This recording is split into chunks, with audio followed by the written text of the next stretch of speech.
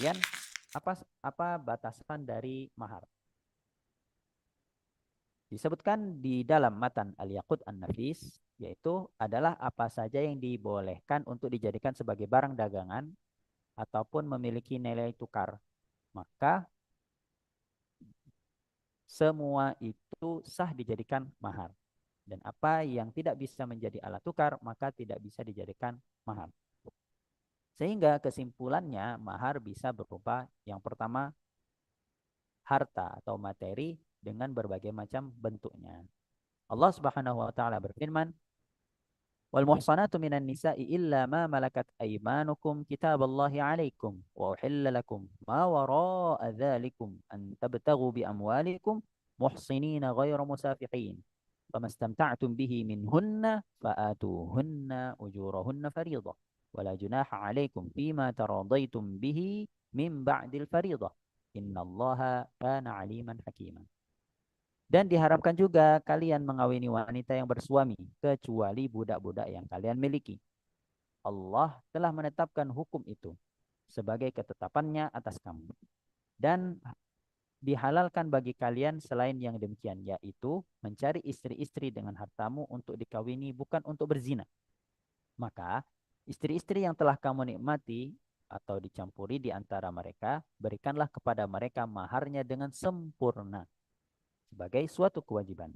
Dan tidaklah mengapa bagi kalian terhadap sesuatu yang kalian telah saling merelakannya sesudah menentukan mahar itu. Jadi mahar itu harus ditentukan dulu, kemudian kelanjutannya itu diserahkan kepada si perempuan.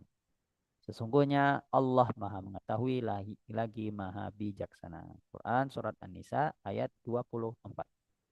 Kemudian yang kedua, mahar ialah sesuatu yang dapat diambil upahnya atau jasanya.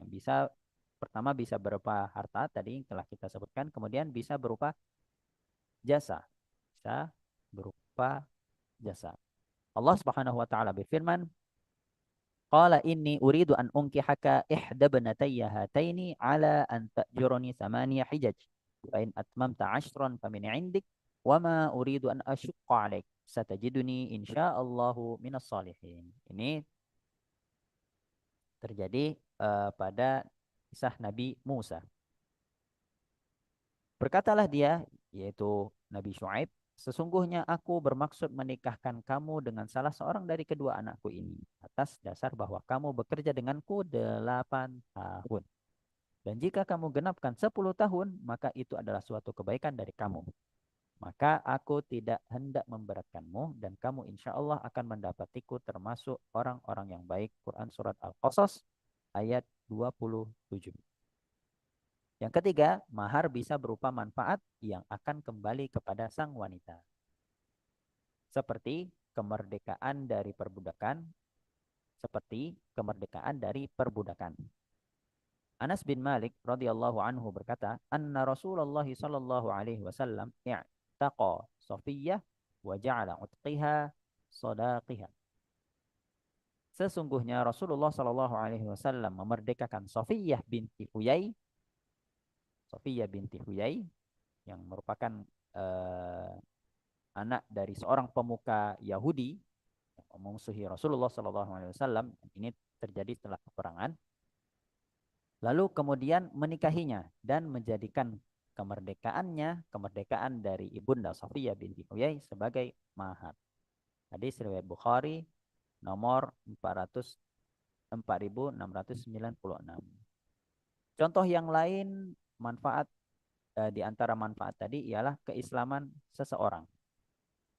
Hal ini sebagaimana kisah Abu Talhah yang menikahi Ummu Sulaim radhiyallahu anhuma dengan mahar keislaman Abu Talhah. Anas bin Malik radhiyallahu anhu berkata, "Tazawwaja Abu Talhah Ummu Sulaim, fakana sadaqu ma bainahuma al-Islam. Aslamat Ummu Sulaim qabla Abi Talhah, fakhatabaha. Faqalat, inni qad aslamtu, fa in aslamta fa in aslamta nakahtuka." Fa aslam fakana sadaqu ma bainahuma. Abu Talhah menikahi Ummu Sulaim. Mahar keislaman Abu Talhah, maharnya ialah keislaman Abu Talhah. Ummu Sulaim telah masuk Islam sebelum Abu Thalhah. Kemudian Abu Thalhah melamarnya. Lalu Ummu Sulaim mengatakan, saya telah masuk Islam. Jika kamu masuk Islam, maka aku akan menikah denganmu. Maka Abu Thalhah masuk Islam dan menikah dengan Ummu Sulaim dan keislamannya menjadi maharnya. Di riwayat An-Nasai. Kemudian contoh yang lain seperti hafalan Al-Quran yang akan diajarkan. Nah, ini sebagaimana terjadi juga di kasus para sahabat yang telah menikahkan seorang sahabat. Rasulullah SAW juga pernah menikahkan sahabat dengan mahar dari beberapa hafalan Al-Quran yang beliau punya untuk diajarkan kepada istrinya. Kemudian ada pertanyaan. Ada pertanyaan, mahar dengan seperangkat alat sholat. Boleh nggak? Bagaimana dengan mahar dengan seperangkat alat sholat ini yang menjadi standar masyarakat Indonesia yang ya mungkin untuk memudahkan. Tapi dalam syariat Islam, apakah boleh? Nah, seorang wanita bebas menentukan bentuk dan jumlah mahar yang diinginkannya. Karena tidak ada batasan mahar dalam syariat Islam. Namun, Islam menganjurkan agar meringankan mahar. Rasulullah SAW bersabda, khairus sadaqi aisaruhu. Sebaik-baik mahar adalah mahar yang paling mudah atau ringan.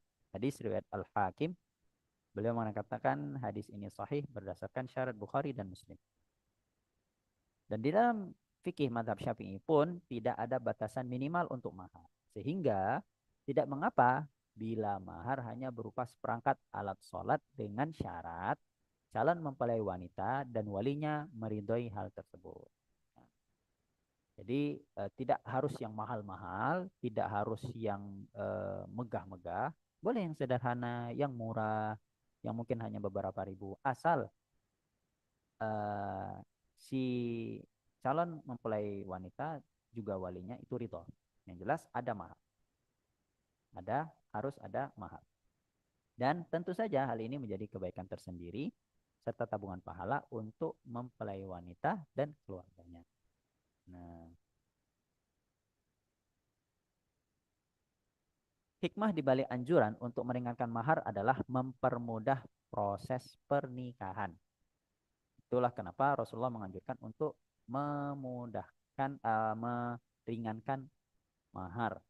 Karena kita lihat berapa banyak laki-laki yang awalnya sudah mantap, yakin ketika sudah yakin dengan proses ta'aruf, sudah selesai nazar, sudah benar-benar cocok dengan calon akhwatnya, akan tetapi ketika sampai kepada pembahasan mahar, dia mundur karena mahar yang terlalu berat baginya, mahar yang terlalu megah baginya sehingga tidak bisa diusahakan. Boleh saja mahar itu megah, mahal, yang mungkin untuk sebagian orang susah untuk didapatkan, asalkan si laki-laki menjanggupi, maka itu tidak masalah. Tetapi lebih afdal bahwa mahar itu diringankan. Nah, tadi sebagaimana yang disabdakan oleh Rasulullah SAW, sebaik-baik mahar adalah yang paling mudah. Kemudian kita masuk pada pembahasan hukum mengakhirkan mahar setelah akad. Bagaimana hukumnya mengakhirkan mahar setelah akad? Nah, diperbolehkan bagi seseorang untuk mendahulukan pembayaran mahar ataupun mengakhirkannya secara keseluruhan atau mendahulukan pembayaran sebagian dan mengakhirkan sebagian lainnya. Jadi tidak harus kontan di awal dan boleh setelah akad. Dan tidak harus kontan tapi boleh di kredit juga. Gitu. Nah,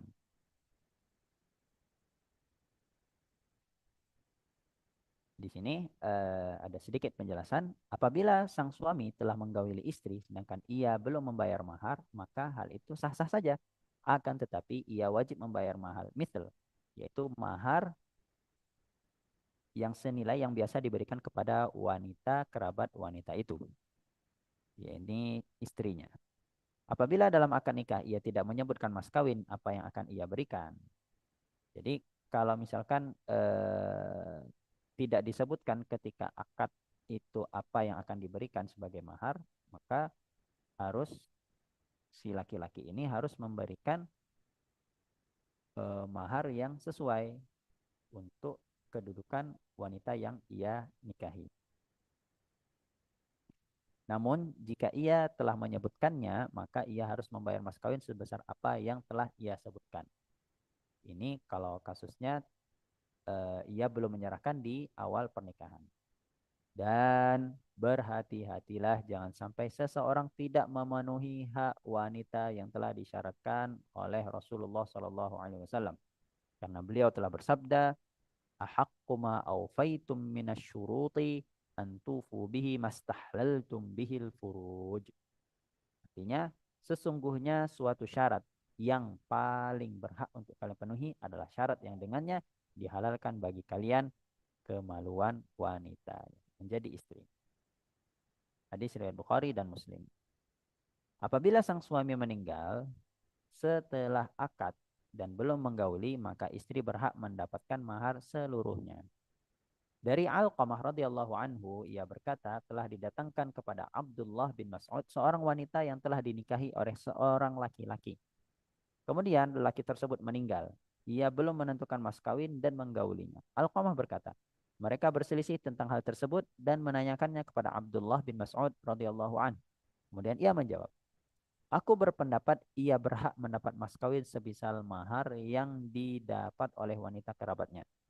Ia berhak mendapatkan harta warisan dan ia juga wajib beriddah. Kemudian Ma'til bin Sinan al-Asja'i bersaksi bahwasanya Nabi Shallallahu Alaihi Wasallam pernah menetapkan kepada Barwa binti Wasyiq seperti apa yang telah ditetapkan oleh Abdullah bin Mas'ud. Jadi eh, apa yang difatwakan oleh sahabat Abdullah bin Mas'ud, walaupun beliau tidak membawakan dalil dari sabda Nabi Shallallahu Alaihi Wasallam, ternyata itu sudah sesuai. Maka itu sudah sesuai dengan apa yang telah dilakukan oleh Nabi ketika beliau masih hidup.